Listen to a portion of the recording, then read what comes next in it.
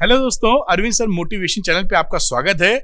आज टॉपिक आपने पढ़ लिया होगा कि इमोशनल होना अच्छा है कि बुरा। और ये टॉपिक क्यों महत्वपूर्ण हो गया, क्योंकि आज ऐसी घटनाएं सामने आई हैं। अभी एक लड़की का 35 टुकड़ा कर दिया उसके लिव इन पार्टनर ने। एक किराएदार औरत अपने मकान मालिक से ऑनलाइन जुए में अपने आप को हार गई। अब देखिए इसमें क्या दिख रहा है कि जैसे ये घटनाएं जो घट रही हैं, एक पिता अपनी इमेज के लिए अपनी बेटी का कत्ल कर देता है। वो दूसरे से शादी करना चाहती है, दूसरे जात में। तो यानी कुछ इमोशंस वाली बात ही नहीं है। हम केवल ये सोचते हैं कि बस दिमाग में जो आया वो कर दो, बात खत्म। तो क्या ये इमोशंस लेस जो जीवन काफी हद तक होता जा रहा है हमारे लिए ठीक है या नहीं ठीक है, इस पे भी बात करेंगे। और इमोशंस कैसे हम डेवलप कर सकते हैं अपने बच्चों में, क्योंकि इंसान है ना, तो इंसान इमोशनलेस इंसान नहीं हो सकता है। अगर वो हो रहा है तो उसके कुछ कारक हैं, कारण हैं, जिसको हमें समझना होगा और दूर करना चाहिए बेहतर जीवन के लिए। तो इस टॉपिक पे या ये वीडियो आपको पसंद आए तो लाइक कीजिएगा और शेयर कीजिएगा। अरविंद सर मोटिवेशन चैनल को सब्सक्राइब कीजिएगा। इंस्टाग्राम पे फॉलो करने के लिए लिंक डिस्क्रिप्शन में दिया है। तो जैसा आपने टॉपिक देख ही लिया होगा कि इमोशनल होना अच्छा या बुरा है, तो ये अच्छा ही, जो आज हम नहीं हो पा रहे हैं। लेकिन कैसे और क्या है ये देखते हैं हम लोग।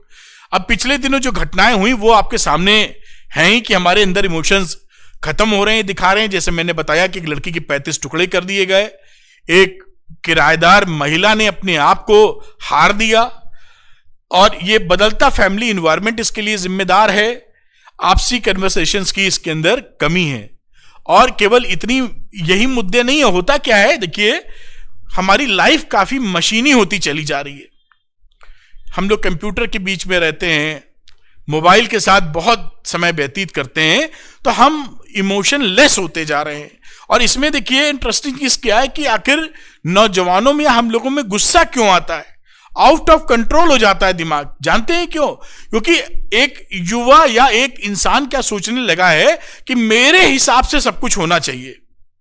अगर मेरे हिसाब से सब कुछ नहीं हुआ तो उसको गुस्सा आ जाता कि मेरे हिसाब से क्यों नहीं हुआ। और जब गुस्सा आता है तो हमारा ब्रेन का वो सेगमेंट जो डिसीजन लेने वाला है वो काम करना बंद कर देता है। तो गुस्से में हम लोग गलत डिसीजंस लेते हैं, और ये डिसीजन का बाद में हमें पछतावा भी होता है कि ये मुझसे क्या हो गया जो होना नहीं चाहिए था। ये कहानी क्या है, इतना हावी हो गया मशीनीकरण कि हम इमोशन के तहत कुछ सोचने को तैयार नहीं है। बस जैसा मैं चाहता हूं वैसा होना चाहिए। बच्चे भी इस तरह के हो गए हैं, उसकी परवरिश इस तरह की है। मन का मैनेजमेंट ठीक से नहीं हो पा रहा है। जो मैनेजमेंट होना चाहिए था एक तरीके से कि भाई इमोशन भी हमारे पास रहें और हम समझ पाए एक दूसरे को, उसका मैनेजमेंट मिसफिट है। इमोशंस को जो अनुभव करने वाली बात है, समझदारी से एक दूसरे के प्रति इमोशंस को जताने वाली बात है, वो आउट ऑफ कॉन्टेक्स्ट है इस समय। क्योंकि हम लोग मोबाइल के संपर्क में इतने ज्यादा हैं जहां पर हमारा दिमाग क्लिक पे ही चलता रहता है, इमोशन नहीं डेवलप हो पाते। दूसरी बात, मशीनी रिएक्शंस की आदत है। जैसा मैंने बोला कि क्लिक कर देते हैं, ओके कर देते हैं, लाइक कर देते हैं, हार्ट दे देते हैं, उसी में बस टिके हुए हैं। और हमारा जो साथ में जो हमारा यूथ भी, जो बच्चे पल बढ़ के बड़े हो रहे हैं, उनको भी बड़ी दिक्कत हो रही है। क्योंकि वो आप देखेंगे कि कई बार तो न्यूक्लियर फैमिली है, अब एक साथ लोग रहते नहीं है। शुरू में क्या था कि जब कंपाउंड फैमिली थी तो उसमें कोई ना कोई साथ रहता था, चाचा चाची ताऊ, कुछ ना कुछ ज्यादा लोग रहते थे, तो हमें एक दूसरे से एडजस्टमेंट की आदत भी पड़ जाती थी।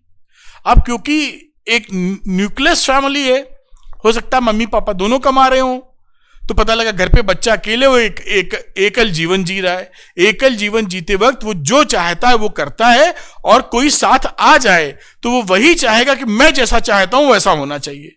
उसको एक दूसरे के ख्यालों का, अनुभवों का, इमोशंस का कोई भी वैल्यू नहीं है। तो ये अकेला रहना भी खतरनाक है। आगे इसमें बताया भी, मैं अभी बता दूं कि जब भी आप बच्चों को भी अपने रिश्तेदारों के यहाँ भी छोड़े कुछ दिन रहने के लिए, उससे जब वो वहां रहेंगे तो वो लगाव महसूस करेंगे, और ये इमोशंस जीवन में पॉजिटिव डिसीजंस लेने के लिए बेहतर होते हैं इंसान होने के नाते। और जो मशीनी रिएक्शंस इतने ज्यादा हैं कि देखिए, अभी मैंने एक वीडियो देखा था, बड़ा दुख हुआ।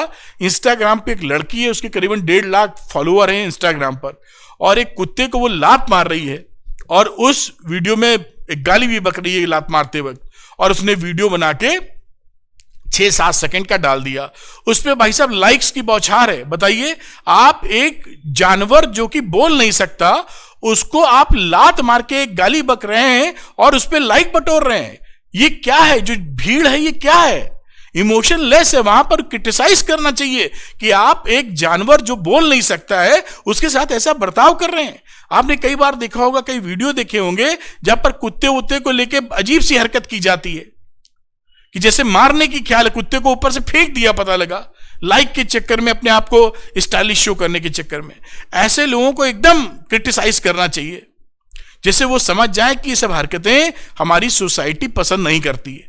क्योंकि आज के जमाने में क्या, ऐसी कोई भी आप देखिए, ऐसी कोई हुल्लड़बाजी हो जाएगी, उस पर लाइक की बौछार हो जाएगी, बिना सोचे समझे, उसी में पता लगा बह गए। क्यों? क्योंकि इमोशन नहीं है, इंसानों के बीच नहीं है। जो बेचारे जानवर हैं उनको लेके भी इमोशंस का अभाव है। सोच रहे जो हो रहा है मजा आ रहा है, मतलब जिसे बोलते हैं ना एक्स फैक्टर है। इस बड़ी ही दुख वाली बात है। कम रिश्तों के रंग, जो मैंने आपको बताया कि रिश्तों के रंग कम हो गए हैं क्योंकि बड़ी न्यूक्लियर फैमिली अब हो चुकी है।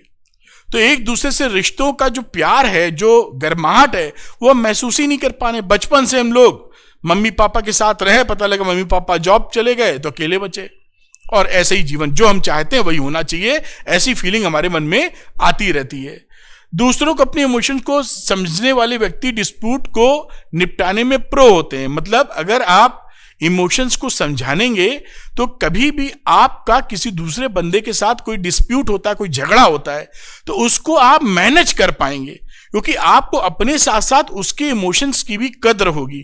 तो आप उस तरीके से उसको टैकल करेंगे कि आसानी से टैकल कर लें। और अब अगर इमोशंस के बारे में आप बिल्कुल नलिफाइड हो गए हैं कि कुछ अंदाजा ही नहीं है, तो झगड़ा फिर सीधे वही यस और नो में खत्म हो जाएगा।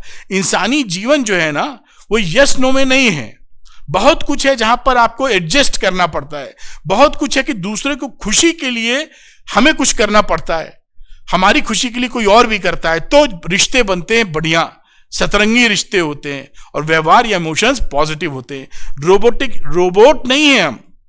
अभी क्या हुआ है कि बच्चों के साथ देखिए जो ट्रेंड में है कि रोबोटिक्स पढ़ेंगे, कोडिंग सीखेंगे। अब रोबोटिक्स और कोडिंग में इमोशंस कहीं नहीं है। जो बच्चा बचपन से रोबोट बनाने की चाहत रख रहा है, आपने उसको इतना धकेल दिया आगे बढ़ना, कोडिंग सीखनी, आगे बढ़ना है, उसको इमोशंस नहीं है। होता है या नहीं होता है, ये प्रोग्राम चलता है या नहीं चलता है, उसको ठीक बस यही मालूम है। उसको ये नहीं मालूम है कि हमारी मम्मी से क्या रिलेशन है, हमारे भाई के साथ क्या रिलेशन है, हमारे पापा के साथ, हमारे दोस्तों के साथ क्या रिलेशन है, कोई वैल्यू नहीं है।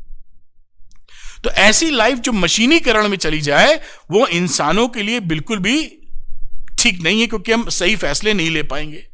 आगे देखिए, जो सेंसिटिवनेस का प्रैक्टिस किया जा सकता है, अगर हमारे पास इमोशंस की कमी महसूस होती है, तो इसको बढ़ाने के लिए जैसे हम बेहतर डिसीजन ले सकें, रिश्तों को आपस में कायम रख सकें, जिससे हम समझदारी भरे फैसले भी लेंगे।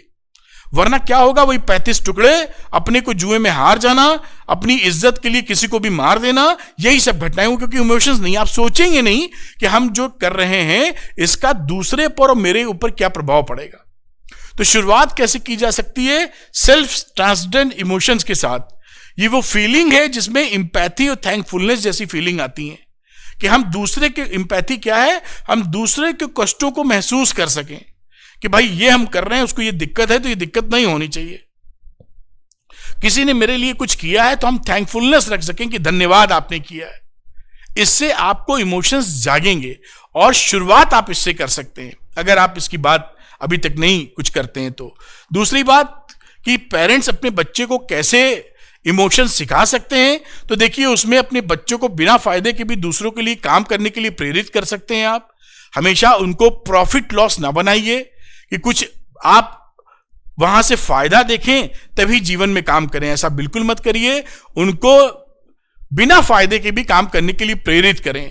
टीनेजर्स और बच्चों को समझाएं कि इमोशनल होना कमजोरी नहीं है।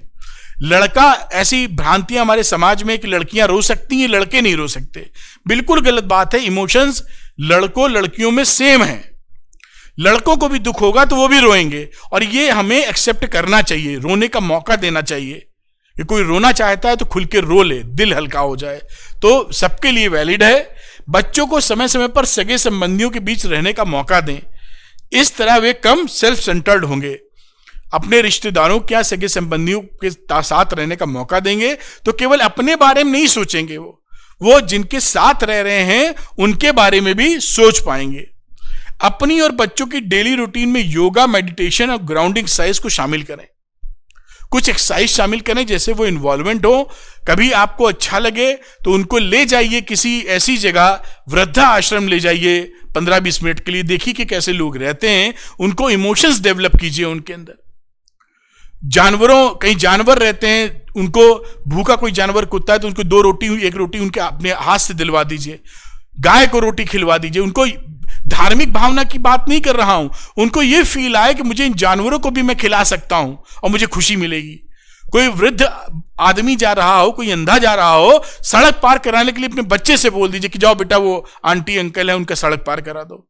ये फीलिंग डेवलप करना जरूरी है कि मुझे दूसरों के कष्टों में शरीक होकर उनको निवारण करना है। और ये केवल ये कहा सुनी वाली बात नहीं होती है, इसमें आपका इमोशनल कोशेंट हाई हो जाता है, और आप जब भी फैसला लेते हैं सोच समझ के फैसला लेते हैं, अपना जीवन बहुत बेहतर करते हैं।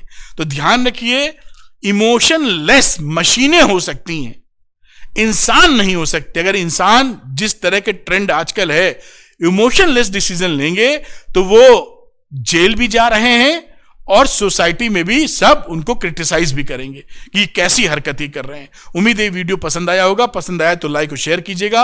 अरविंद सर मोटिवेशन चैनल को सब्सक्राइब कीजिए। इंस्टाग्राम पे फॉलो करने के लिए लिंक डिस्क्रिप्शन में दिया है। Thank you very much. Have a nice day.